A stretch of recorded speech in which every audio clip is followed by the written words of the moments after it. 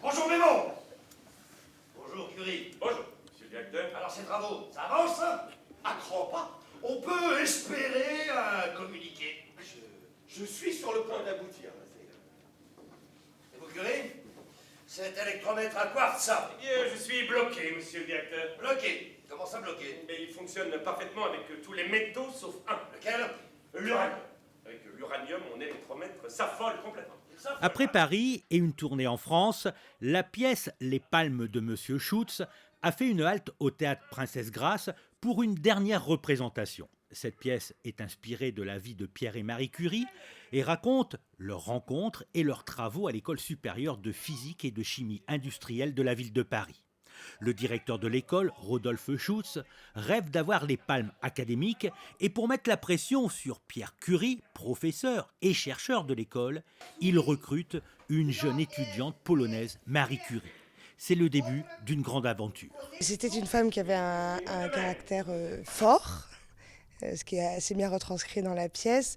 Une femme qui a quitté son pays d'enfance, la Pologne, assez jeune, à une vingtaine d'années, pour justement pouvoir être scientifique et avoir le droit aux études, ce qui n'était pas le cas pour les femmes en Pologne et qui n'était pas le cas pour la plupart des Polonais à cette époque-là, qui est venue chercher ça en France, qui s'est battue, qui a eu des batailles et féministes et scientifiques, et donc qui a une vie assez riche, assez courageuse, et voilà, une femme d'une intelligence, d'une ténacité assez incroyable.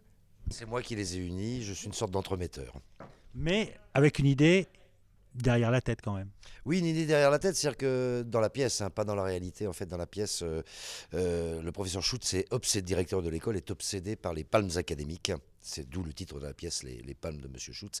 Et donc, il les force un petit peu au travail, au charbon. Voilà, faut qu'il bosse pour que lui tire les honneurs des découvertes. Et donc, c'est une façon de mettre la pression à Pierre. C'est une très très grosse pression que je leur mets tout le long. Mais en fait, au bout du compte, il est très sympathique, Schutz. Je crois que c'est surtout un faible, un lâche, et puis voilà, quoi, c'est surtout ça. Mais très sympa à la fin. Mais au début, c'est une ordure totale. C'est un canular. Un canular? Que vous grugiez l'école est déjà scandaleux. Et en plus, la discréditer... Oh, permettez, je voudrais faire une mise au point. Rien du tout. Les Palmes de Monsieur Schutz, une comédie au texte vif, aux répliques irrésistibles et aux situations les plus drôles. Tu as bon espoir? Quoi? Tu y crois? Ah ouais. Il suffirait d'une pression de ceux qui ont bien besoin de mon appareil. C'est ça finalement la comédie, il faut qu'il y ait des percussions entre les personnages. Si les personnages s'entendent tous bien, c'est pas drôle. Donc il faut qu'il y ait des petites chicaillailles entre les uns et les autres, quoi. Et c'est la force de l'écriture de l'auteur, Jean-Noël Fenwick, qui a su faire, d'après ce que dit la presse et puis d'après ce qu'on a du public quand il sort, c'est une pièce drôle et intelligente. Mais les gens sont vraiment pétés de rire et en même temps ils apprennent plein de choses. Et nous aussi on a appris beaucoup de choses grâce à cette pièce. Cette pièce a été créée à la fin des années 80 avant d'être remontée aujourd'hui quasiment telle qu'elle, et c'est toujours une réussite.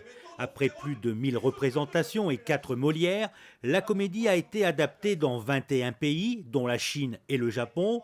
Elle a aussi été mise à l'écran en 97 par Claude Pinoteau, avec Isabelle Huppert, Charles Berling et Philippe Noiret. Bravo.